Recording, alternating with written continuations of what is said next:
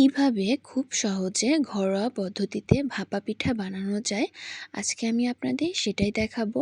So hello everyone, আসসালামু আলাইকুম। কেমন আছেন সবাই? আশা করি সবাই ভালো আছেন। আলহামদুলিল্লাহ, আমিও ভালো আছি। তো প্রথমে আমি চালের গুঁড়ি নিয়ে নিচ্ছিলাম। এই যে কালো কাপটা দেখতে পাচ্ছেন, এটার ৪ টা কাপ আমি নিয়ে নিয়েছি। তো ৪ কাপ নিয়ে নেওয়ার পরে আমি এটার সাথে লবণ অ্যাড করব। আর হ্যাঁ, এই পিঠাটা কিন্তু আমি খেজুরের গুড় দিয়ে বানাবো। এই যে খেজুরের গুড়, এটা প্যাকেটিং করা ছিল। তো এই গুড়টা দিয়ে আমি খুব মজা করে একটা ভাপা পিঠা তৈরি করতে যাচ্ছি। তো একটা, একটা করে ১ম থেকে একদম শেষ পর্যন্ত আপনারা দেখতে থাকুন। আশা করি এই ভিডিওটা দেখলে আপনাদের অনেক উপকারে আসবে আর খুব সহজেই আপনারা ভাপা পিঠাটা বানিয়ে ফেলতে পারবেন। সো চলুন শুরু করা যাক। তো এই তো আমি শুরু করতে যাচ্ছি। একটু লবণ নিয়ে নিলাম চালের গুঁড়িতে দিয়ে দেওয়ার জন্য। আপনারা আপনাদের পরিমাণ মতো দিয়ে নিবেন। তারপরে খুব ভালোভাবে চালের গুঁড়ির সাথে মিশিয়ে নিবেন। এই তো আমি চালের গুঁড়ির সাথে লবণটা দিয়ে দিলাম এবং একটু আলতো করে মাখিয়ে নিলাম।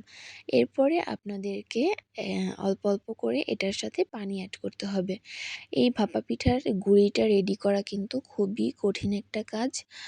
একটু মনোযোগ সহকারে করলে হয়ে যাবে ইনশাআল্লাহ।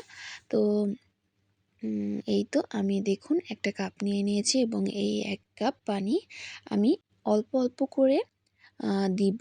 একদম একবারে ঢেলে দিব না, তাহলে কিন্তু এটা আর ভাপা পিঠার যে গুঁড়িটা রেডি করার প্রসেস থাকে সেটা আর হবে না। তাই অল্প, অল্প পানি দিয়ে এই যে এভাবে মেখে নিতে হবে। তো আমি কয়েকবার পানি দিয়ে মেখে নেওয়ার পরে দেখলাম যে গুঁড়িটা খুব সুন্দরভাবে হয়ে গেছে। এই যে দেখুন, আমি দেখিয়ে দিচ্ছি। এই তো গুঁড়িটা আমার মাখানো হয়ে গেল।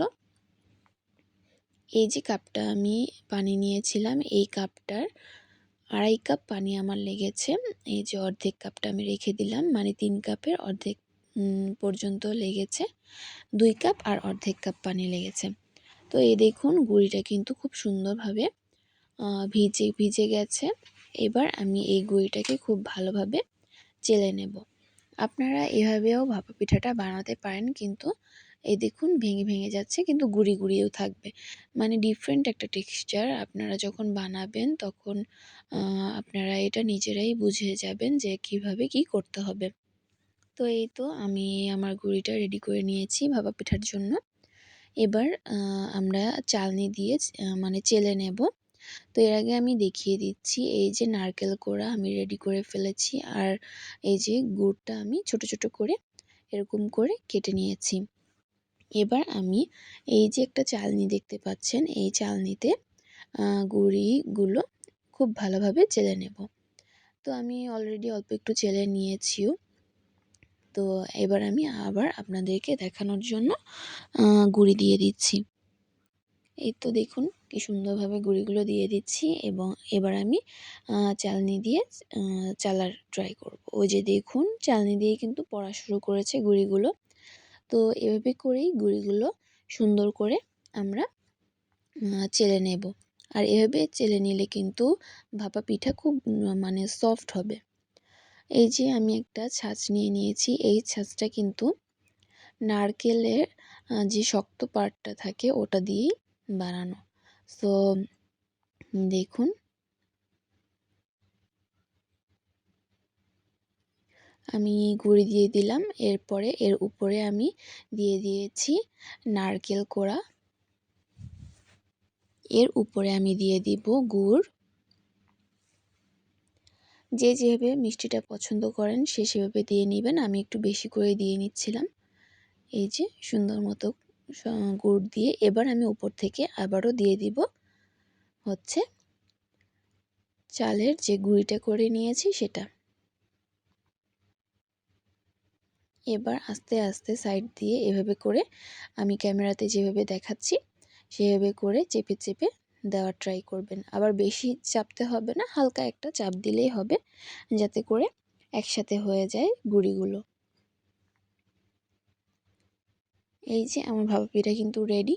এখন শুধু কাপড়ের মধ্যে দিয়ে দিলেই হবে। এই যে আমি একটা সুতির কাপড় নিয়ে নিয়েছি, এটা একদমই পাতলা। আর এই কাপড়ের উপরে আমি পিঠাটা দিয়ে দিলাম। এবার আমি পিঠাটা মানে কাপড়টা দিয়ে একদম কাভার করে ফেলবো খুব ভালোভাবে। দেখতেই পাচ্ছেন আমি যেভাবে কাভার করলাম, আপনারা এইভাবে করে করতে পারেন। এবার আমি ভাপা পিঠার যে আমি সিদ্ধটা করব সেটার পাতিলটা চুলাতে বসিয়ে দিয়েছি আগেই, আর পিঠাও আগে একটা দিয়ে দিয়েছি। তো আমি আপনাদের দেখাচ্ছি যে পিঠাটা কেমন হয়েছে। এই দেখুন কি দারুণ হয়েছে পিঠাটা, আর একদম পারফেক্ট হয়েছে। আমি আপনাদের কাছ থেকে দেখাচ্ছি। এই যে দেখুন, আর এত সফট হয়েছিল মাশাআল্লাহ। আপনারা ট্রাই করবেন আর ইনশাআল্লাহ খেতে অনেক ভালো হবে। দেখুন আমি কিন্তু এটাকে ভেঙেও দেখাবো।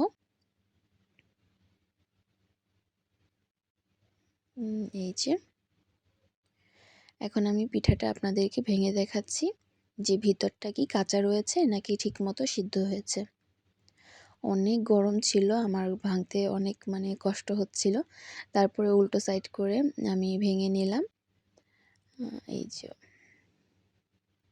দেখুন একদম পারফেক্ট হয়েছে আলহামদুলিল্লাহ, আর খেতেও অনেক মজা হয়েছিল। আপনারা এইভাবে বাসায় ট্রাই করলে আর কোনো অন্যরকম পদ্ধতি মানে ফলো করতে হবে না। এই পদ্ধতিতে খুব সুন্দরভাবে বাসায় ভাপা পিঠা বানিয়ে নিতে পারবেন। এই যে দেখুন আমি কতগুলো পিঠা আরও বানিয়ে নিয়েছি। এই তো আজকের রেসিপিটা এই পর্যন্তই। সবাই অনেক রিকোয়েস্ট করেছিলেন ভাপা পিঠার রেসিপি দেখবেন বলে, তাই আমি দিয়ে দিলাম।